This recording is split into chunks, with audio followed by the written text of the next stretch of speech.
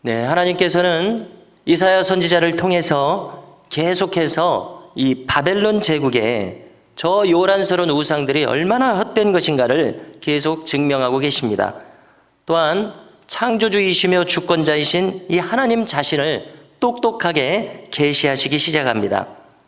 자, 우리가 역사를 살펴보면은요, 이 바벨론의 제국은 주전 626년에 발흥을 해서 주전 539년에 멸망한 것으로 기록됩니다. 약 85년 만에 이 단명하는 제국이 되고 말았습니다. 지리적으로는 오늘날의 이라크 지역이고요, 이들을 이제 멸망시키게 되는 메대와 바사 연합국은 오늘날의 이란 지역에 있습니다. 자, 1절에서 보니까 벨은 엎드러졌고 느보는 구부러졌도다 이렇게 말합니다. 자, 여기서 벨은 바벨론의 주신인 마르둑 신을 가리킵니다. 이 마르둑 신의 모양을 보니까는 반은 독수리 모양이고 반은 사람 모양의 우상이었습니다.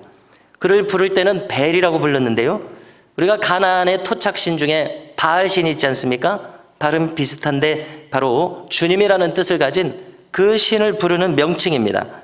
자, 느보는 어제도 거론했듯이 이 마르둑 신의 아들입니다.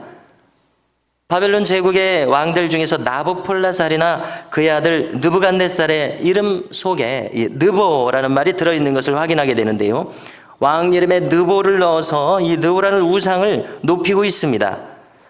이 바벨론 제국이 발흥할 때는 그 강성했던 아수르 제국을 순식간에 무너뜨렸었습니다. 그들은 저 유다 왕국을 무너뜨리고 왕들과 고관 대작들 그리고 수만 명의 지배계층을 노예처럼 끌고 왔었습니다. 그때 그들은 저 우상들 벨과 느보를 얼마나 위대하게 생각하고 한껏 교만해졌겠습니까? 그러나 하나님께서는 그들의 교만을 그렇게 오래 두고 보지 않으셨음을 알게 됩니다. 겨우 약 80여 년 만에 이 강성해 보였던 바벨론이 역사상 사라져버리게 되는 것입니다. 오늘 말씀 1, 2절을 보십시오. 무슨 뜻입니까? 그렇게 요란하던 그 바벨론의 우상들, 그것들이 이제 장차 바사국의 고레스에게 멸망당하게 될 때에는 그것들이 끌어내려져서 짐짝 취급이나 당하겠다는 그런 설명입니다. 아무리 저 우상들을 은금으로 치장한들 그것들은 참신이 아니었었던 것입니다. 오늘 말씀 6절 이하를 보니까요, 그것들에 대해서 어떻게 설명을 하냐면요, 도금 기술자들을 시켜가지고 은금으로 그것들을 도금해서 세워놨습니다.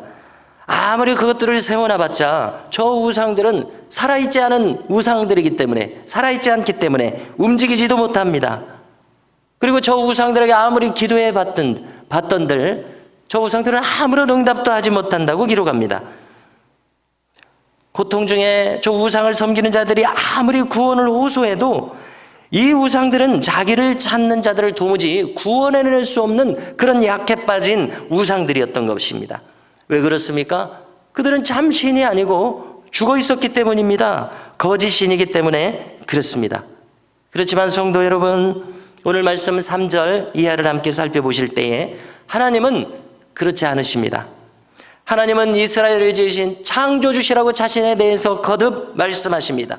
살아계신 하나님이십니다. 이제 막 태어난 이 어린 아이들처럼 이스라엘을 안고 업고 가슴에 품으셨노라고 말씀하십니다.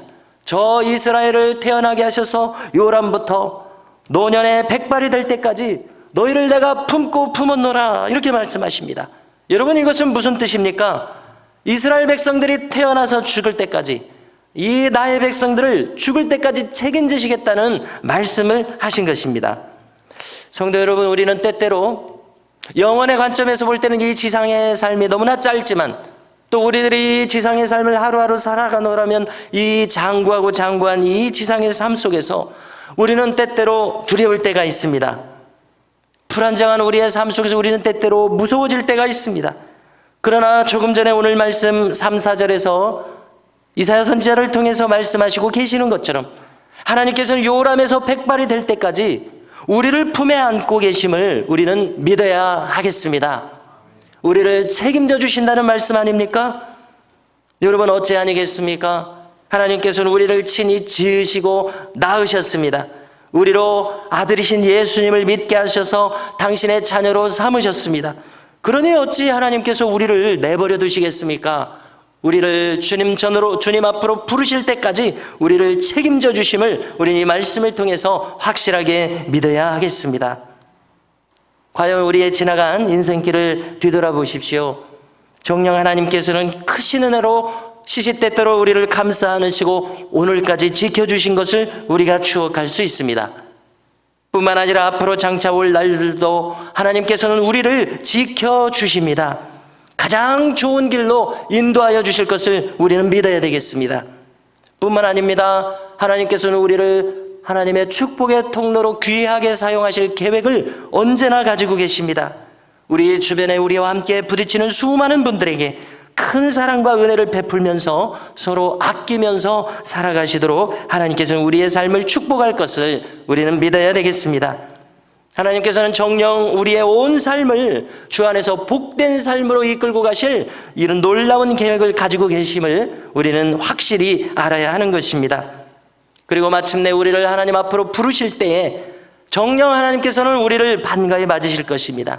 그리고 잘하였도다 착하고 충성된 종아, 크게 기뻐하시면서 우리를 맞이하실 것을 믿으시기 바랍니다. 자, 8절에서 볼 때 주님께서는 유다의 포로민들에게 말씀하십니다. 너희 패역한 자들아, 이 일을 기억하고 장부가 되라. 이 일을 마음에 두라. 이렇게 이야기하시는데요. 자, 이 말씀의 맥락은 저 마르둑과 느보가 말도 못하는 목석에 불과하다는 말씀을 하시는 맥락 중에서 하시는 겁니다. 저 느보나 마르둑은 아무런 힘이 없다는 것입니다. 그런데 너희들은, 이 유다의 포로민들은 바벨론에 끌려가서 저 느보와 마르둑에게 압도당해서 어안이 벙벙해 있는 것입니다. 저들은 아무런 힘도 없는 목석과 같은 우상들에 불과하니 그것에게 압도당하지 말고 정신을 차리라는 것입니다. 살아계신 하나님께 집중하라는 것입니다. 그래서 9절에서 말씀합니다. 옛 정리를 기억하라. 나는 하나님이라. 나 외에 다른 이가 없느니라. 지나간 인류의 역사에서, 지나간 성경의 역사에서 교훈을 받으라는 것입니다. 저 노아의 홍수에서 교훈을 얻으라는 겁니다. 저 소돔과 고모라의 멸망에서 교훈을 얻으라. 저 출애굽의 기적들에서 교훈을 얻으라. 저 사사시대의 수많은 구원하심의 역사 속에서 교훈을 얻으라. 저 다윗 왕의 영광스러운 모습에서 교훈을 얻으라는 것입니다. 성도 여러분, 실로 하나님의 백성들은 이 지상의 삶을 살아가면서 이 세속에 의해서 압도당해서 기죽어서 살 필요가 없습니다. 왜냐하면 하나님께서 우리의 모든 인생길을 책임져 주신다고 오늘 말씀에서 약속하시기 때문입니다. 뿐만 아닙니다. 하나님께서는 역사의 시종을 이미 계획을 세우시고 주관하고 계시기 때문에 그렇습니다. 10절에서 말씀하시는 것처럼 주님께서는 시초부터 종말을 알리셨습니다. 이것은 무엇을 의미합니까? 우리 믿는 사람들은 우리의 최후의 결말을 이미 알고 있는 사람들이라는 것입니다. 그러므로 이 세상에 어떤 세속의 압도적인 영광에 의해서 압도당하지 말라는 것입니다. 저 종말의 때에 있을 일을 우리는 말씀을 통해서 이미 알고 있습니다. 그때 하나님으로부터 인정받는 자들은 오직 믿는 사람들 뿐입니다. 그때 인정받게 되는 가치는 무엇입니까? 그것은 이 지상에서 얼마나 그가 물질이 많았느냐, 얼마나 명예가 높았느냐가 아닙니다.